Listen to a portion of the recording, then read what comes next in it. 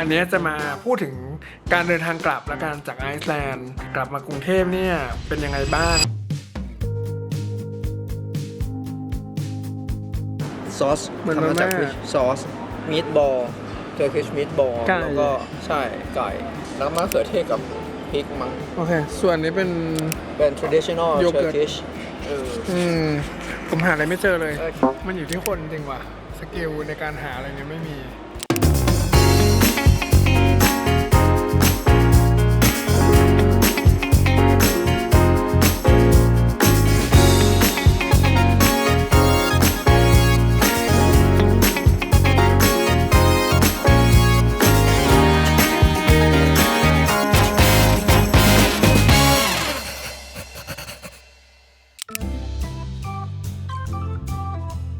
โอเคตอนนี้ผมกลับมาอยู่ที่กรุงเทพที่บ้านแล้วนะครับจะขออนุญาตมาสรุปมาเล่าให้ฟังแล้วกันว่าทริปเดินทางกลับจากไอซ์แลนด์มากรุงเทพเนี่ยเป็นทริปที่ยาวนานมากเป็นแบบ4เที่ยวบินนะนับเวลาแล้วเนี่ย22 ชั่วโมงเผื่อใครอยากจะรู้ว่าไปไอซ์แลนด์ไปยังไงเพราะว่ามันไม่มี direct flight แล้วเกาะมันอยู่ตรงไหนอะไรเงี้ยเดี๋ยววันนี้จะมาขออนุญาตเล่าให้ฟังนะหวังว่าจะเป็นประโยชน์เพราะว่าที่ถ่ายแบบบนเครื่องหรือว่าอะไรพวกนี้มันอาจจะเก็บรายละเอียดได้ไม่เยอะก็เดี๋ยววันนี้จะมาเล่าให้ฟังคือว่าผมมาไปอัมสเตอร์ดัมก่อนกับไอซ์แลนด์นะถ้าใครอยากรู้เป็นยังไงก็ไปดูในคลิปก่อนหน้าได้นะ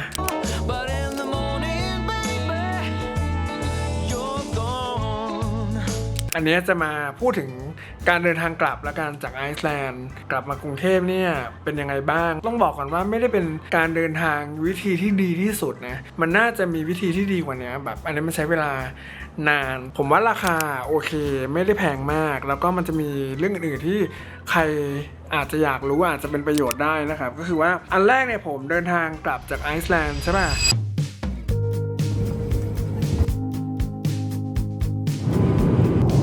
เที่ยวบินแรกคือไอซ์แลนด์โคเปนเฮเกนผมเดินทางกลับจากไอซ์แลนด์เนี่ยสนามบินเรกยาวิกนะคือเมืองหลวงของไอซ์แลนด์นะครับมาที่โคเปนเฮเกนเมืองหลวงของเดนมาร์กใช้เวลาเดินทาง3 ชั่วโมงซึ่งขั้นตอนนี้ไม่ต้องทำสแตมป์เพราะว่าไอซ์แลนด์เป็นเชงเก้นแปลว่าจากไอซ์แลนด์ไปโคเปนเฮเกนเนี่ยก็ยังคงไม่ต้องสแตมป์เพราะว่ามันเป็นการเดินทางภายในเชงเก้นด้วยกันแฮกรีฟันที่ทำเนี่ยผมซื้อของเล็กน้อยก็ง่ายเพราะว่าเป็นสนามบินเล็กคนก็ไม่ได้เยอะมากเขาก็ไม่ได้ถามอะไรมากมายผมไม่ได้ซื้ออะไรผมแค่มีรองเท้าคู่เดียวสนามบินเรกยาวิกเนี่ยไม่มีลาวส์เลยคือไม่ว่าเราจะบินชั้นธุรกิจหรือ Economy สายการบินอะไรก็ตามหรือว่าจะใช้บัตร Priority Pass เนี่ยก็ไม่มีเราคือก็ต้องไปนั่งรอแต่มันก็มีร้านอาหารร้านขนมร้านกาแฟอะไรอย่างเงี้ยให้เราไปซื้อตอนแรกผมซื้อตั๋วชั้นธุรกิจของสายการบิน SAS นะ Scandinavian ใช่ไหมครับเพราะว่าน้ำหนักกระเป๋ามันเยอะเพราะว่าเราไปช่วงหน้าหนาวกระเป๋ามันน่าจะหนักนิดนึงมันมีแบบเสื้อกันหนาวอะไรอย่างเงี้ยก็จองชั้นธุรกิจไปปรากฏว่าเขาเปลี่ยนสายการบินเป็นโค้ดแชร์แอร์ไลน์ไปเป็นบินไอซ์แลนด์แอร์ซึ่งพอเป็นไอซ์แลนด์แอร์ไม่รู้อีท่าไหนเป็นอีโคโนมี่เฉยเลยก็ต้องไปนั่งแบบมันเป็นเครื่องเล็กไงเป็น3-3แต่ว่าชั้นธุรกิจมันอยู่ข้างหน้าเครื่องแล้วก็เป็น2-2ใช่ไหมนี่ก็คือต้องระมัดระวังว่าเวลาเราซื้อสายการบินสมมุติว่า A อย่างเงี้ยแล้วเขาไปเปลี่ยนไปเป็นโค้ดแชร์พันธมิตรร่วมกันเป็นสายการบิน B บางทีมันจะมีประเด็นเรื่องชั้นโดยสารที่เราบินก็ต้องดูดีๆผมเนี่ยจองชั้นธุรกิจกับ Scandinavian Airlines SAS แต่ว่าพอเป็นโค้ดแชร์ก็เป็นอีโคโนมี่เฉยแต่ว่าเขาให้น้ำหนักกระเป๋างงไหมงงผมไปถึงโคเปนเฮเกนประมาณ 2 ทุ่มก็กล่าวว่าเดี๋ยวจะไปเดินดูของดิวตี้ฟรีอะไรอย่างเงี้ยเพราะว่าทริปไอซ์แลนด์เนี่ยไม่ได้ซื้อของอะไรเลยน้อยมากปรากฏว่าไปถึง 2 ทุ่มปิดหมดเลยโอเคเราถึงโคเปนเฮเกนแล้วอยู่มากเพราะว่ามันไม่มีอะไรเลยนอกจากน้ำเราก็เลยซื้อฮอทดอก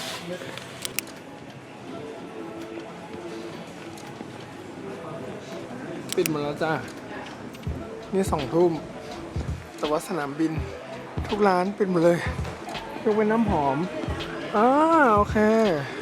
ปิดหมดเลยสนามบินโคเปนเฮเกน 2 ทุ่มทุกอย่างร้านปิดหมดร้านอาหารกำลังเก็บจะกินเบียร์กินอะไรก็ปิดหมดมีโจแอนด์จุยส์ที่เราไปทานในอัมสเตอร์ดัมมาก็เป็นแบบว่าน้ำผลไม้แซนด์วิชอะไรเงี้ยแต่ก็เพราะเราคิดว่า2 ทุ่ม 45มันค่อยบอดว่างมากแล้วก็ไม่มีที่กินหิวข้าวไม่กินอะไรเลยก็เดี๋ยวขอตัวยังไงพลาด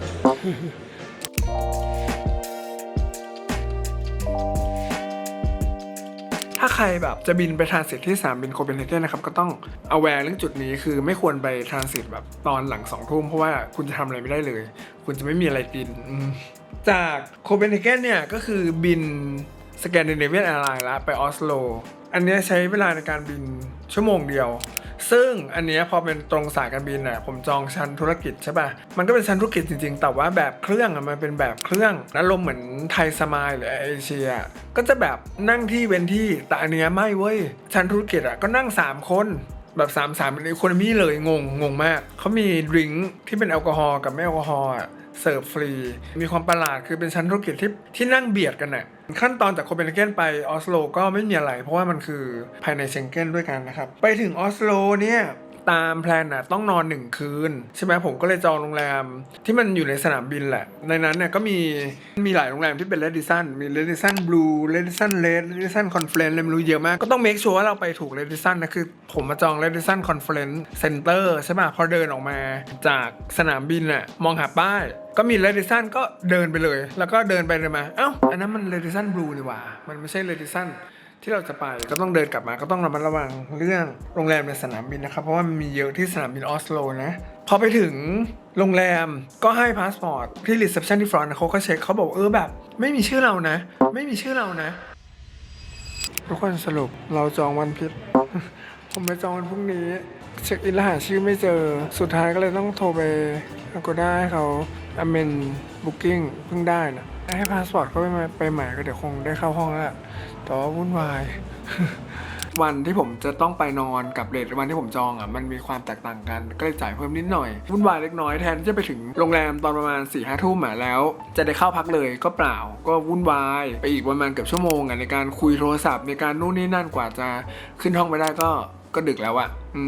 เราก็นอนออสโล1 คืนนะครับการเดินทางจากไอซ์แลนด์ไปโคเปนเนี่ย3 ชั่วโมงนะทรานสิตที่โคเปนอ่ะ2 ชั่วโมงเป็น5 ชั่วโมงแล้วก็โคเปนไปออสโลอ่ะอีก1 ชั่วโมงก็คือ6 ชั่วโมงแล้วถูกป่ะพักนอน1 คืนที่ออสโลแอร์พอร์ตนะครับแล้วก็วันรุ่งขึ้นเนี่ยเราก็ต้องกลับไปออสโลแอร์พอร์ตเพื่อที่จะบินกลับกรุงเทพแต่ผมมาจอง Turkish Airlines ก็ต้องไปเวียไปทรานสิตที่อิสตันบูลตอนออกจากออสโลอ่ะก็ต้องสแตมป์และผ่านอิมิเกรชันแล้วเพราะว่ามันเป็นการออกประเทศสุดท้ายในเขตเชงเก้นถูกไหมเขาก็ถามว่าแบบยูเป็นไงบ้างยูมาทำอะไรใดๆอะไรเงี้ยปกติเขาไม่ค่อยถามหรอกนะแต่นี่เขาก็ถามเพราะว่าวีซ่าผมมันเป็นวีซ่าเชงเก้นของฝรั่งเศสแต่ผมอ่ะ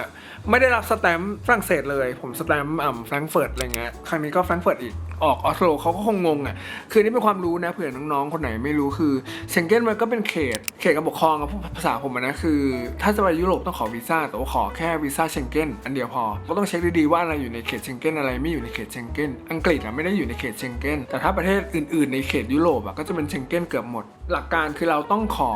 เชงเก้นประเทศแรกที่เราไปหรือประเทศที่เราอยู่นานที่สุดตอนที่ผมขอเพราะว่าผมจะต้องไปอยู่ฝรั่งเศสนานที่สุดผมก็เลยขอวีซ่าของฝรั่งเศสใช่ไหมเป็นตัวแทนของเชงเก้นแต่ว่าผมอะเดินทางไปเยอรมันก่อนอย่างเงี้ยแล้วก็ออกจากเยอรมันตอนนั้นตาสแตมป์มันก็เลยเป็นตอนเข้าเป็นแฟรงก์เฟิร์ตแอร์พอร์ตตอนออกเป็นแฟรงก์เฟิร์ตแอร์พอร์ตพอตอนนี้ปีนี้ครั้งนี้ก็เข้าก็เป็นแฟรงก์เฟิร์ตแอร์พอร์ตเหมือนกันแต่ว่าตอนออกจากออสโลเขาก็คงงงแหละว่าอ้าววีซ่าแกเป็นฝรั่งเศสแต่แกไม่เคย get stamp ชาวเซกูหรือว่าอะไรเลยแกเป็นสแตมป์อย่างอื่นเขาคงถามอันนี้ก็คือแบบเป็นความรู้ว่าฉะนั้นการขอวีซ่าเชงเก้นนะครับต้องดูว่าเราไปประเทศไหนเป็นประเทศแรกหรือเราอยู่ประเทศไหนนานที่สุดคือถ้าไปประเทศไหนประเทศแรกอันนั้นก็จะเซฟก็จะง่ายละผ่านสแตมป์เสร็จปุ๊บใช่ไหมจะไปลาวส์ซึ่งเราบินชั้นธุรกิจเราก็สามารถเข้าลาวส์ที่ออสโลคาร์เดมองแอร์พอร์ตได้ใช่ไหมครับมันก็เป็นลาวส์ของ SAS แหละซึ่งประเด็นคือพอไปถึงปุ๊บในขณะนี้เรามาที่เกตแล้วเราไม่ได้ไปลาวเพราะว่าอีกชั่วโมงนึงเราบิน11:50แต่ว่านี่10:45 10:50ก็ขึ้นว่าบอร์ดดิ้งแล้วอะก็มาที่เกตแต่ก็ยังไม่บอร์ดงงทางที่ฉันจะได้ไปใช้บริการเราใช่ไหมนี่ยังไม่ได้ดื่มน้ำสักนิดตั้งแต่ตื่นเลยห้องน้ำก็ยังไม่ได้เข้าเดี๋ยวไปเข้าบนเครื่องแล้วกันประสบการณ์บันเทิงปรากฏว่าไปที่เกตปุ๊บไปกองอยู่ที่เกตนั่นแหละ ก็ไม่ค่อยเข้าใจเหมือนกันว่าจะเรียกขึ้นเครื่องดุดเร็วเพื่ออะไรแล้วก็พอขึ้นเครื่องไปอันนี้มันเป็นเครื่องแบบเล็กเป็น Airbus A321 Neo นะแต่ว่าเป็นรุ่นใหม่ของ Turkish Airlines ดีเลย์คือออกช้าเพราะว่ามันก็จะมีความวุ่นวายของผู้โดยสารท่านอื่นที่แบบเข้ามาแล้วลืมของอยู่ตรงเกตจะออกไปเขาก็ไม่ให้ออกนะคือถ้าเกิดว่าเราขึ้นเครื่องเข้าเครื่องไปแล้วโดนเรียกขึ้นเครื่องไปแล้วเงี้ยแล้วเราลืมของหรือว่าเราอยากจะไปทำอะไรเงี้ยออกไม่ได้นะมันผิดกฎการบินนะเขาก็แต่มันเป็นของสำคัญของเขาไงเขาก็ต้องแบบประสานงานกับลูกเรือก็ต้องคุยกับพนักงานกราวให้แบบเอามาสุดท้ายเนี่ยก็เขาก็เอากระเป๋าอันนั้นมาได้นะแต่ว่ามันก็ take time แบบดีเลย์ไปมาแบบ20 นาทีได้กว่าจะได้ขึ้นเครื่องลืมบอกว่าไปที่ออสโล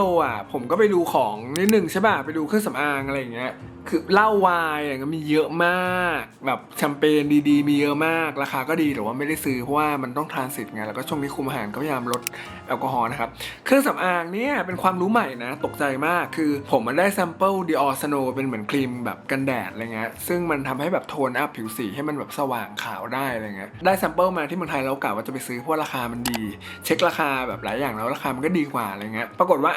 เขาไม่ขายเขาไม่มี Dior Snow ซึ่งพอมาคุยกับเพื่อนก็เลยรู้ว่าพวกสกินแคร์ที่เป็นลายแบบไวท์เทนนิ่งเนี่ยฝรั่งเขาไม่ใช้กันนะเพราะฝรั่งเขาขาวอยู่แล้วคือพวกไวท์เทนนิ่งมันเป็นลายสำหรับคนเอเชียใครอยากจะซื้ออะไรพวกเนี้ยหลายๆประเทศในยุโรปไม่มีขายนะต้องไปซื้อแบบแถบเอเชียที่เขาแบบให้ความสำคัญกับความขาวกระจ่างใสอะไรเงี้ยก็จะได้นะพอเครื่องออกใช่ไหมครับอันนี้ใช้เวลาเดินทาง4 ชั่วโมงจากออสโลไปอิสตันบูลใช้เวลา4 ชั่วโมงใช่ไหมพอไปถึงอิสตันบูลนะโอ้โหเปิดโลกการเรียนรู้มากคือสนามบินอิสตันบูลคือใหญ่มาก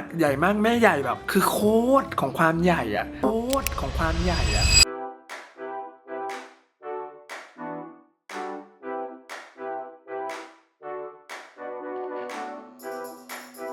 ได้ไวน์ได้อะไรมาทำไมเราไม่ได้วะเราได้แค่น้ำผลไม้กับsparkling water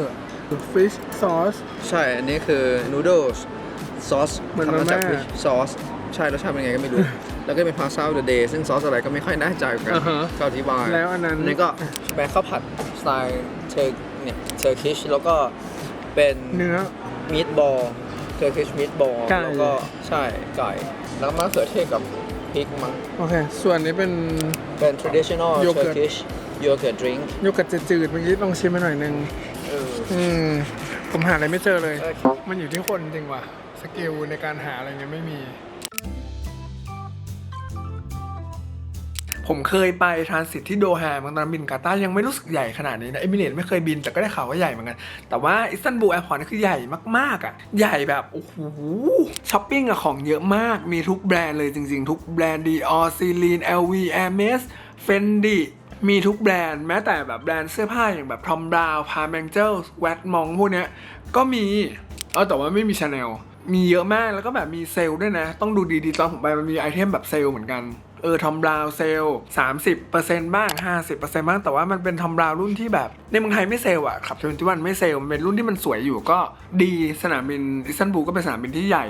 แล้วก็ของเยอะนะครับมีเซลล์ด้วยจากนั้นเนี่ยพอมันไกลมากก็รีบขึ้นเครื่องเพราะเรารู้สึกว่าคราวที่แล้วเรียกบอร์ดดิ้งนานพอมาครั้งเนี้ยไปถึงเกตปุ๊บนะโอ้โห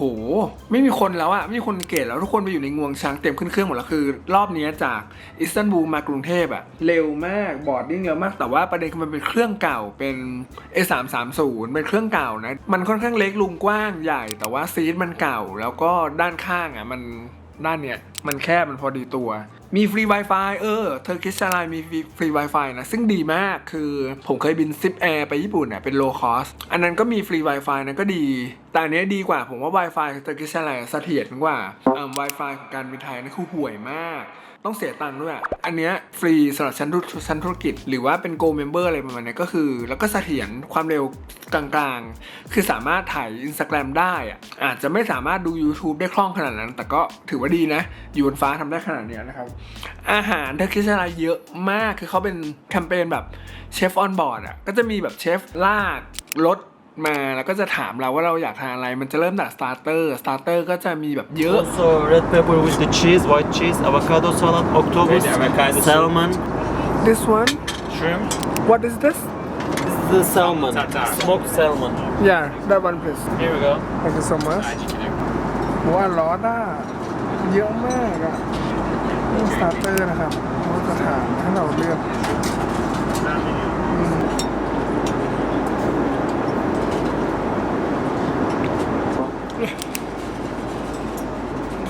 กคนเจอความ Amazing อย่างหนึ่งบอกว่า small detail หรือว่าเลิศก็คือสิ่งนี้ที่หยิบอันนี้มาฮะแล้วก็เปิดแกะนี้ออกมาคือมันจะพันอย่างเงี้ยครับเห็นปะก็จะมีแบบพันเอาไว้ว่ายังไม่ได้เปิดพอเราเปิดแล้วอะเราก็เทผ่านรูเนี้ยแล้วก็วางแต่ความ Amazing มันคือมันมีสิ่งมันคือแม่เหล็กดูดเนี่ยเห็นไหมซิงเกิลดีเทลอ่ะเขาแบบใส่ใจรายละเอียดไม่งั้นมันกลิ้งไปกลิ้งมาอะไรเงี้ยดีชอบ Fish food. โอเค I will take this one Okay. Eclairs. oh yes yes แต่อาหารนะมันจะไม่ได้รสชาติแบบถูกปากเรามากไงก็จะเป็นแบบรสชาติแบบแข็งๆนิดๆอ่ะมีความโอลีฟมีความมันๆมีความมะเขือเทศ presentation อ่ะหรูๆอลังการความหรูหราผมว่ามันยังไม่ค่อยมีคือเขาว่าเสิร์ฟทุกอย่างเช่นในถาดหนึ่งเนี่ยมีเมนอยู่ตรงกลางใช่ป่ะเหมือนเครื่องเคียงอยู่ข้างบนอ่ะปรากฏว่าของหวานอ่ะเป็นไรซ์พุดดิ้งอ่ะเขาก็มาวางไว้เลยงงไหมเราก็แบบนึกว่าเป็นของคาวของเคียวบอกจิ้มเข้าไปหวาน